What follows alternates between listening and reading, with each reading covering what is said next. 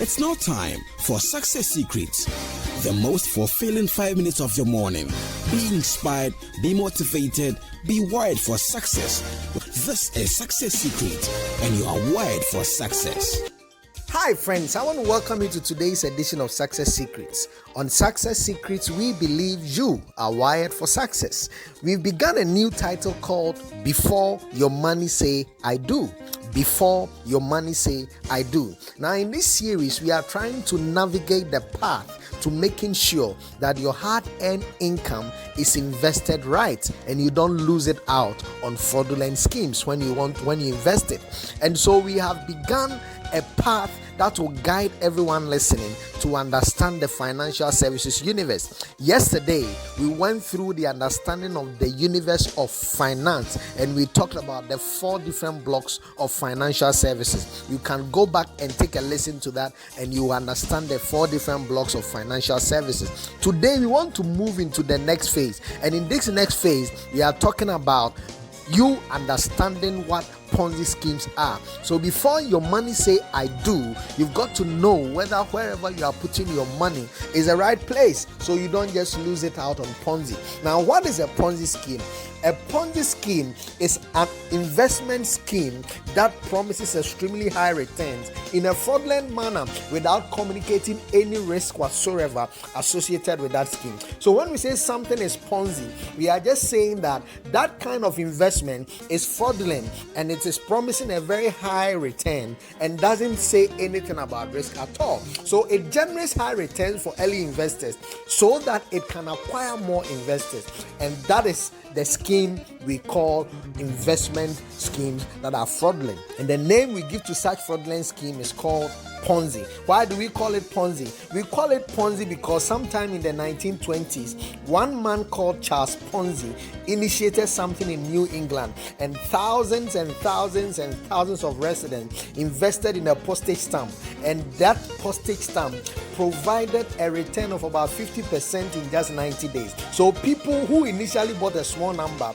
of the international mail coupons in support of his scheme were given a lot of returns quickly. But unfortunately, even at that time, investment returns were averaging about 5%, and these guys were promised about 50%. So many of these people fell and became victims of this scheme from Charles Ponzi, and they lost their money eventually. That is when we came up with the name Ponzi scheme, so that we can reference any fraudulent investment that can expose your money to loss, to not getting it back at all. So when we say something is a Ponzi scheme, we are talking about an investment fraud that will expose you to extremely high returns and give you little or no information about its operation, about its risk assessment, and things like that. And so before your money say I do, you've got to check whether the investment you are putting your money to is a Ponzi scheme or is the right investment.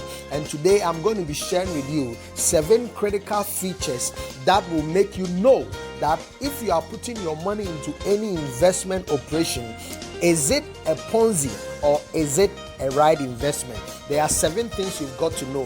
The first thing you've got to know whether an investment is a Ponzi scheme or not is that that investment promises high investment returns with little or no risk. Now, every investment carries some degree of risk. So in investment, we say the higher the risk, the higher the returns, and the lower the risk, the lower the returns. But when it comes to Ponzi schemes, it only talks about the investment yielding high returns and typically talks about no risk at all.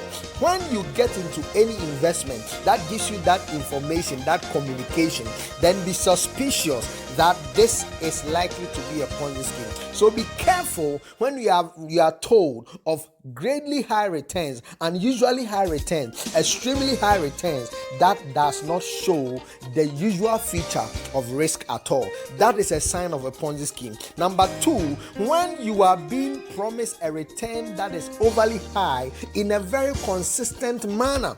No, in investments, values tend to go up and down over time. So investment investments don't usually go into a consistent promise of value in terms of return. Usually they change because the returns in good investment are determined by the forces of demand and supply on the market. And so when an investment is giving you values that tend to go up and doesn't come down, and that tend to predict overly specific amount of rate over time, then it is a suspect, then it is an indication that that investment is likely to be a Ponzi scheme. So when you see overly consistent returns, be careful, because it is a clue, it is a red light, it is a red flag that you are getting into a Ponzi scheme.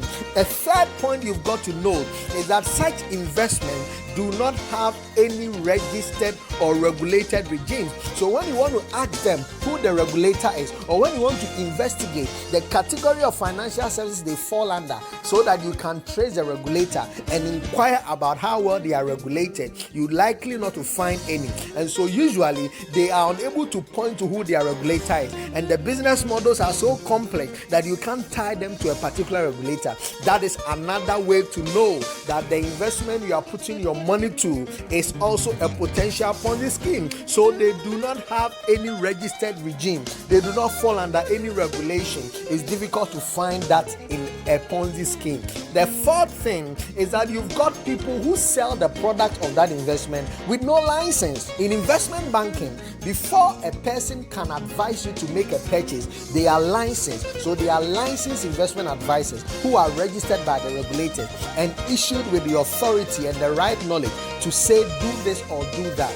But if you don't find that in the investment you are going to do, and the people can't show you the alliances of advice, the people can't show you the authority based on which they are making the analysis they are giving, then you are possibly getting yourself into a Ponzi scheme, because the people doing the selling are licensed sellers. The next point you've got to know to identify a Ponzi scheme is that sometimes they are secretive and they deploy complex and very unusual strategies. So you notice that they avoid investment that they cannot explain to you the details of what brings them to the point they are giving you, and you can't even access any information about what they are giving you. They keep telling you numerous things and giving you reasons and explanations that makes it so complex for you to understand how they come about the things they do.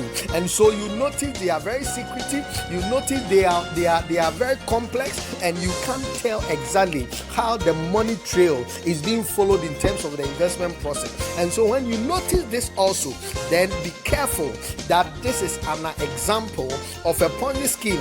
The next thing that you've got to know, which is the sixth point, is that they usually have issues with paperwork. That is to say that they give excuses because they are able to put together a trail of paperwork and documentation. You see, they will not be able to even review investment regarding the information you have given them. And anytime you ask for account statement, anytime you ask for details of what you have invested, you notice that they give you things that come with a lot of inconsistencies and a lot of errors. That should be a sign that your funds are not being invested as promised, and they are being put to some other use. And so they are not consistent, and they are able to give you the right paperwork, the right information that is not crowded with fraud. Then finally, before you can put your money anywhere, before your money say I do, be careful to check if it is easy to receive your money back. That is the test of liquidity. You should be able to stress test every institution you put your money to, and occasionally place a demand on the money you gave them to be sure they can give it back to you, so that you will be able to tell in time and out of time whether the funds are genuinely being invested. If they always struggle to pay your money back to you, then it shows you that your money is not being invested. If it becomes always difficult to receive payment and to get your cash given back to you out in the investment, keep in mind that investments that are Ponzi, they have a challenge, and they are waiting for new investors' money to pay you.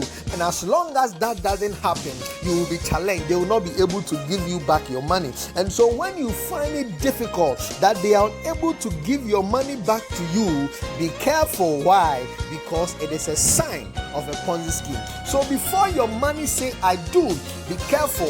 If you can see high investment returns with little or no risk, if you can see overly consistent returns, if you can see unregulated and unregistered investment, if you can see unlicensed sellers who are paid very high commission and they do not have any license to advise, if you can see secretive or very complex strategies, very difficult business models that do not explain how they make the money and the return, if you can see issues with paperwork, and if you can see difficult paybacks, very difficult liquidity regime where if you want your money back you struggle to get, then be careful not to let your money say I do. So before your money say I do, check with these signs if the money is not going into a Ponzi scheme. Thank you for tuning in on Success Secrets. We believe you are wired for success. It's been Success Secrets with Richmond Frimpong. We trust that you've been inspired, motivated, and now wired for success.